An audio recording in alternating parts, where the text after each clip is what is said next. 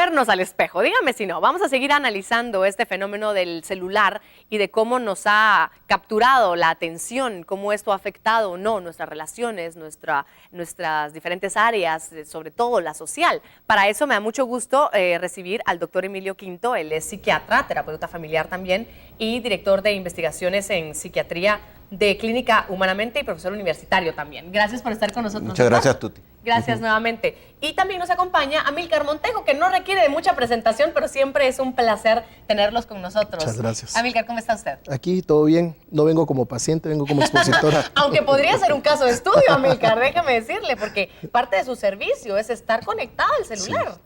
Es parte de las cosas buenas de la tecnología definitivamente, que deben de ser aprovechables. Y que muchos de nosotros le agradecemos que usted exista en redes sociales, Amílcar, porque nos ha sacado de congestionamientos y de alertas. Voy a empezar con usted, doctor, para poder entender también un poquito de lo que ya se está viendo clínicamente de la adicción al celular, no solamente al celular, sino a la tecnología en general. Ya hasta término existe, nanofobia. Nomofobia. Ya le estoy cambiando todo. Ya ve. Nomofobia. ¿Qué es la nomofobia? La nomofobia es un término que ha sido descrito para, que viene de dos raíces. Una es la de no móvil. Ajá. Y la otra es fobia, que es un término en inglés. El miedo a no tener celular. El miedo a no tener celular, que se han hecho estudios en personas que tienen abuso del uso del celular. Ajá. Donde el 75% de las personas que abusan de ellos experimentan una ansiedad de casi desesperación al no tenerlo cerca, porque lo dejaron en la casa, se les descargó, que obviamente pues genera ese tipo de ansiedad. ¿Hasta qué punto ya es patológico, doctor? Porque a ver, si se me descarga el celular y estaba esperando una llamada, ¡ay, se me descargó! ¿Qué hago? No puedo hacer nada. Bueno, sigo. ¿Eso es normal? ¿No es normal? A ver, dígame, doctor. Pues depende del nivel de severidad y en cuanto a la frecuencia, porque hablando de patología o no, podemos decir que actualmente hay una rama de la psicología que se llama la ciberpsicología. Ajá. Es la que estudia toda la interacción de computadoras, redes sociales, internet, smartphones y las alteraciones que pueden causar en las conductas humanas, tanto positivas como negativas, porque también hay terapia que ya se da a través del internet. Qué impresionante. Entonces, con respecto a la pregunta que me hacía, que precisamente, ¿cuál era la pregunta? Ya hasta a mí se me olvidó, doctor. No, hablando simplemente creo que esos límites de dónde una conducta dejé el celular en casa, ¿dónde es patológico? Sí. Precisamente cuando ya se empieza a afectar el área social, es decir, el aislamiento extremo, como decía la licenciada Estefan. Ajá. O también se afecta a nivel académico. La persona, si es estudiante, empieza a bajar de notas por el término de estar muy conectado al celular o problemas laborales. Ahora, uno es operador de tren, ha habido casos de Europa donde está viendo el celular y estrella el tren porque no le bajó la velocidad.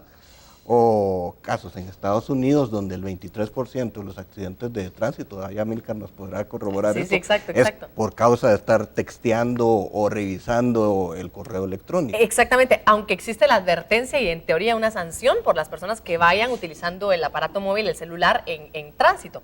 ¿Cuáles son estas estadísticas, Amílcar? Bueno, estaríamos hablando más o menos de unas 10,000 colisiones por año solamente para la ciudad de Guatemala.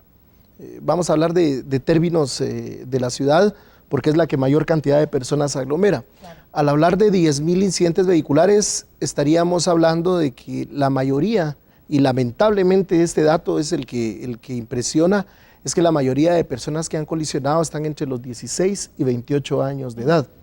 Es la persona o es el sector poblacional que ha recibido mayor inducción en temas de prevención, mayor inducción en temas, por ejemplo, de la relación del alcohol y el volante, pero es el que ha recibido la mayor cantidad de publicidad para no utilizar el celular y relacionarlo con el manubrio o el volante. Porque de hace unos años se empezaba con no hable por celular. Ahora el hablar creo que es menos dañino que el textear por celular. Llegamos a este punto donde hay personas que tienen tal habilidad, entre comillas, de poder conducir y textear a la vez. Ahora se ha presentado con esta cuestión de la tecnología el uso de la voz para poder trasladar el mensaje. Entonces va a ser mucho más fácil, entre comillas, pero aquí da lo mismo. Lo que pasa es que la ley en Guatemala es tan está tan obsoleta, podríamos decir, en términos relacionados entre el uso de la tecnología y la conducción, porque en este momento a usted le permiten usar un handsfree o un manos libres, que al final es lo mismo, es una desconcentración total de la actividad de poder conducir. Hay un sinfín de situaciones que se dan en estos incidentes. Gente con las manos quebradas, los dedos destruidos. En algunos de los casos hemos tenido explosiones de los aparatos celulares cuando hay colisión dentro del vehículo. Y por la otra parte también se ve una acción de la persona que comete el incidente. Y es que después del accidente o de la colisión como tal, usted puede ver a la persona, que es lo que mencionaba el doctor, que está en la búsqueda constante de su celular. Despreocupado por los daños que le provocó a la otra persona, pero está buscando su celular. Es decir, se vuelve, en este caso, una acción tan fría la que se toma en la calle al ver todo este tipo de novedades. Y es que estamos hablando de un aparato celular como tal para hacer llamadas. Hoy estamos hablando de problemas del crackberry, como le llaman a la acción del uso continuo del celular, pero también estamos hablando de personas que llevan una pantalla de televisión dentro del vehículo, que van oyendo música, que llevan su aparato todavía para poder escuchar mensajes, y es un sinfín de cuestiones donde el mal uso de la tecnología los está llevando a tal situación donde entramos nosotros. ¿Y por qué lo he mencionado? Es porque a la persona que se le sorprende hablando por celular le emitimos su multa de 100 quetzalitos, 25% de descuento, que al final es insignificante para el daño que se provoca. Sí, porque aquí hemos tenido incluso casos en donde alguna persona, por ir manejando con el celular, ha causado estragos en la vida de alguien más. Porque no solamente fue en la de esa persona porque el automóvil, porque se le quebró una mano, por ejemplo, sino la vida de alguien más también está en juego, y eso también es peligroso. Más allá de eso, gracias a Amílcar por los datos. Doctor, a nivel de nuestra salud, ya físicamente, biológicamente hablando, también hay un impacto del abuso de la tecnología. Hablemos un poquito de eso. Claro que sí. Por ejemplo, si son de aquellas personas que antes de dormir se agarran el celular y empiezan a revisar sus mensajes, el Twitter, el Facebook o el correo, pues es una acción que evidentemente a nivel del sistema nervioso central, lo que es el cerebro, lo que genera es atención, porque necesito poner atención para ver. Eso va a tener una complicación en alterar el ritmo del sueño, donde las personas que tienen ese hábito, pues de repente pueden tener insomnio. Otra de las complicaciones emocionales es el tema de la ansiedad, porque si yo abuso del celular y no lo tengo tan cerca, pues repetitivamente voy a tener una conducta de estar chequeando mi correo o a ver quién mandó el último mensaje, las noticias más frescas, y eso va a generar ansiedad, es decir, una continua hipervigilancia que puede traer problemas de salud. Y en algunos casos más graves, pues la ansiedad puede degenerar en depresión, que es ese estado de ánimo donde uno pierde interés en sus cosas, está triste la mayoría del tiempo. Claro. Hay otro término, el pubbing, creo yo. ¿Sí? Explíquenoslo, por favor, porque yo creo que si bien esto no es biológico, digamos, también tiene un componente interesante en cuanto a cómo ha afectado. Son términos que usted me decía, no están todavía como aceptados a nivel científico, pero ya se utilizan en la clínica. Sí, claro. El pubbing es como una sintomatología del abuso del celular. Es una palabra compuesta de dos palabras en inglés. Una que es phone, que es teléfono, y el snoozing, que es la otra palabra de hacer como una conducta repetitiva. Básicamente se refiere a la acción donde pues, uno está platicando con otra persona y la otra persona no le pone atención porque está revisando el celular. Entonces solo le hace señas de como que está atendiendo, pero realmente no está escuchando, lo cual provoca un aislamiento. Pues aparte de ser una descortesía social, pues pone barreras entre una persona y otra. Y eso es interesante también, cómo más y más los padres nos vemos también diciéndole sí a nuestros hijos mientras estamos con el celular. Lo decíamos también en el bloque anterior, como si como padres no ponemos nosotros nuestros propios límites, tampoco le podemos exigir a nuestros hijos que ellos los tengan. Entender la responsabilidad que es tener uno de estos aparatos, porque cada vez necesitamos menos ir a una oficina, de alguna forma, porque todo está en nuestro aparato y entonces todo el trabajo está ahí, en ese aparatito. Y eso pues implica muchas cosas que ya hemos estado hablando en este bloque. Amílcar, ¿qué recomendación daría usted a las personas que nos están viendo sobre el uso y abuso del celular? Por una parte, planificar. Usted debe romper la relación entre el uso del celular y la conducción. Debe tomar en cuenta que una conducción en la ciudad, por lo menos con este tránsito que ahora se avecina, estaríamos hablando entre 1 y 2 horas en las que usted debería estar desconectado del uso del celular mientras se conduce y dejar parámetros establecidos con quien nos vamos a comunicar para saber en qué horario vamos a poder hacerlo bajo condiciones seguras.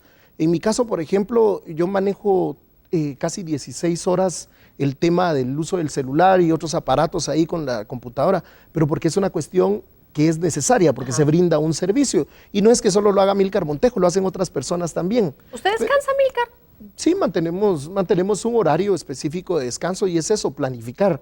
Porque de lo contrario vamos a desgastarnos como seres humanos, vamos a estar en constante peligro. Hay algo muy oportuno y a los padres de familia que le recalcamos es que el uso del celular debe ser como el uso de la televisión, bajo ciertos horarios para sus hijos.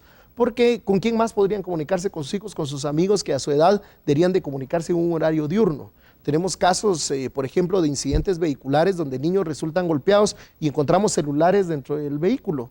Y cuando nos damos cuenta, también los niños van bajo esa perspectiva. Si hoy por hoy, en este nuevo siglo y con el uso de la tecnología, nosotros como adultos nos estamos catalogando como víctimas de la tecnología y como enfermos del uso del celular, imagínense esas nuevas generaciones que ya van a tener que vivir con esta situación diaria. Y que no tuvieron que aprender a los 17, 20 años, sino que a los 3 años ya sabían manejar perfectamente una tableta. Es que así son, es impresionante. Gracias por estar con nosotros. Les dejamos el tema para que usted se quede pensando cómo es que usted está utilizando su celular, porque más allá de decir, es que no me pone atención, es que no me habla, véase usted primero y a raíz de entender si usted sabe controlar, no controlar, usarlo adecuadamente, entonces puede dar el ejemplo a los demás. Y lo que decía Stephanie, que me pareció muy valioso, no hay que tenerle miedo a poner límites, porque nosotros nos tenemos que poner límites, pero también tenemos que enseñar a los demás a respetar esos lineamientos que nos podemos ir poniendo o poner en casa también los propios límites, como en la mesa no se usan celulares, hay un tiempo para platicar, etcétera, etcétera. Ahí hay muchas sugerencias que usted puede tomar en cuenta, pero le pido por favor que siga en sintonía, porque al volver de la pausa comercial,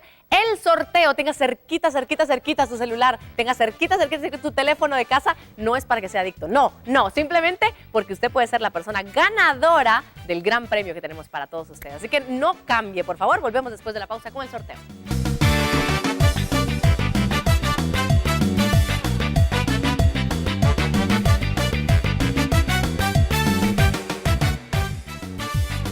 Al volver. En un momentito sacaremos el papelito ganador y usted tiene que estar muy listo para poder contestar. Y de este lado está nuestro panel ganador de Kimberly Clark, donde ya le explicaré cómo poder jugar.